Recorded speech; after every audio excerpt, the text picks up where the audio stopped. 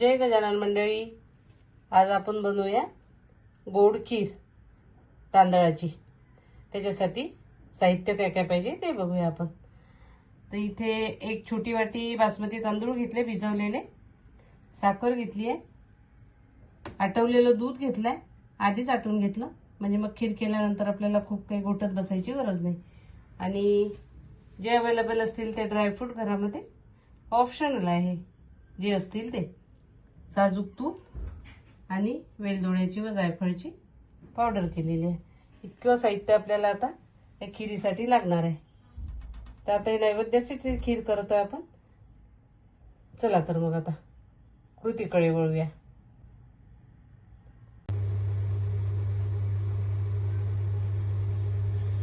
आता आपण कढई ठेवली आहे तापायला। कढईमध्ये तूप टाकून घेऊयात। 2 चमचे तूप इथं आपल्याला घालायला लागेल।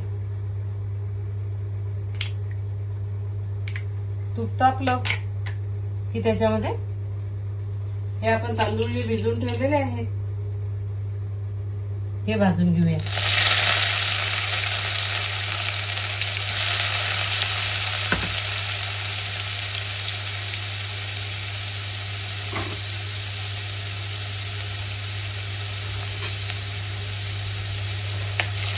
हे असे आता परतून घेऊया गुलाबीसर होईपर्यंत।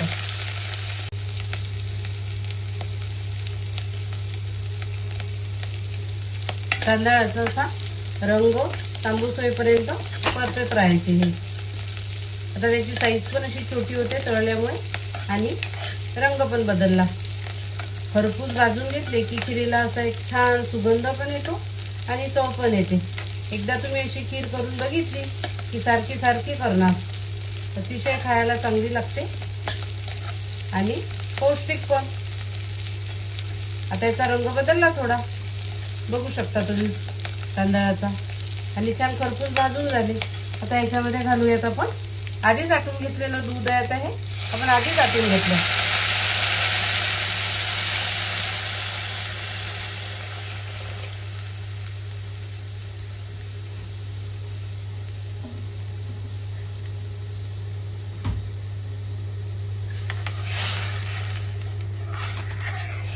आणि आता हे असे तांदूळ शिजेपर्यंत अशी ढवळत राहायची।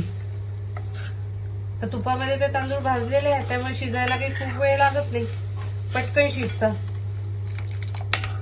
आटवलेलं दूध टाकलं त्यामुळे आता खूप आटवायची गरज नाही, तांदूळ मऊ शिजेपर्यंत शिजवायची।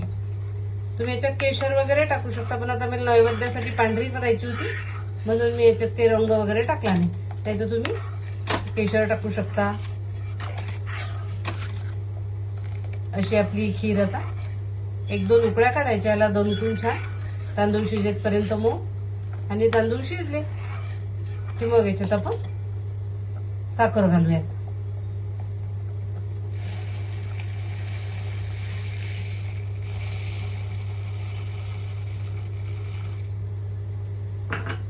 साखरेचं प्रमाण तुम्हाला किती गोड आवडते त्यानुसार कमी जास्त करू शकता।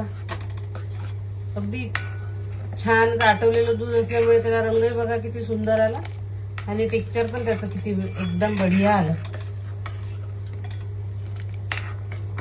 आता तांदूळ शिजेपर्यंत उकडून घेऊया। आता साखर टाकली,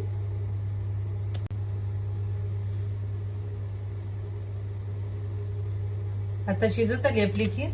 थोडे आता ड्रायफ्रूट घालून घेऊया आणि वेलदोड्याची आणि जायफळाची जी आपण पावडर केली ती घालून घेतली।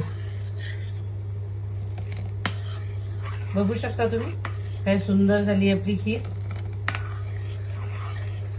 पटकन काहीतरी गोड करायचं आहे आणि काही सुचत नाहीये तर हे खीर एकदम तुम्हाला चांगला ऑप्शन आहे। घरच्या साहित्यापासून तांदूळ आणि दूध आणि साखर तर आपल्या घरात असतेच, त्यामुळे याच्यासाठी काही वेगळं तुम्हाला आवडत असेल त्यात मिल्क पावडर टाकू शकता तुम्ही, किंवा अजून काही ऍड करू शकता।